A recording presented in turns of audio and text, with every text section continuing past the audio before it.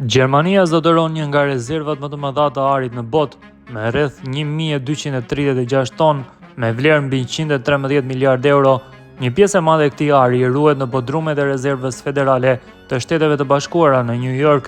Megjithatë, për shkak të klimës ekonomike të pasigurt dhe tensioneve politike me SBA-n, po shtohen zërat në Berlin që ngren pikpyetje për sigurinë e kësaj rezerve. Disa politikanë gjerman kanë nisur të shprehin hapur shqetësimet e tyre.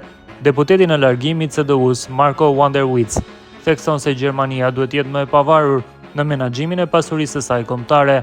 Nga ana tjetër, eurodeputeti Markus Ferber nga CSU-ja kërkon kontrolle më të repta.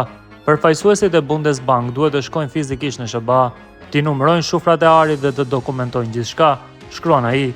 Edhe eksperti ekonomik Bjorn Brey nga shkolla norvegjeze e ekonomisë sugjeron se ruajtja e gjithë arit në SBA është një risk i panevojshëm për Berlinin.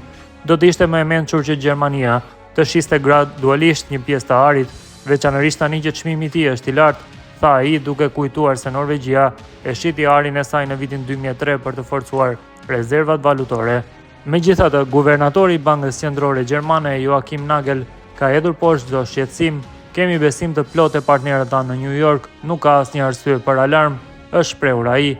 Pas luftës së dytë botërore, Gjermania filloi të rindërtojë rezervat e saj të arit, të cilat u ruajtën në disa vende të ndryshme për arsye strategjike dhe historike. Një pjesë e konsiderueshme e këtyre rezervave u depozitua në Bankën Federale të Rezervave në New York. Kjo praktik kishte disa arsye kryesore. E para ishte siguria gjatë luftës së ftohtë. Gjatë periudhës së luftës së ftohtë ekzistonte frika se Bashkimi Sovjetik mund të pushtonte Gjermaninë perëndimore. Për të mbrojtur pasuritë kombëtare nga një skenar i tillë, Gjermania vendosi të ruante një pjesë të madhe të arit të saj në vende të sigurta jashtë vendit, si SBA-ja. Lehtësia e transaksioneve ndërkombëtare ishte një motiv shtesë për Gjermaninë.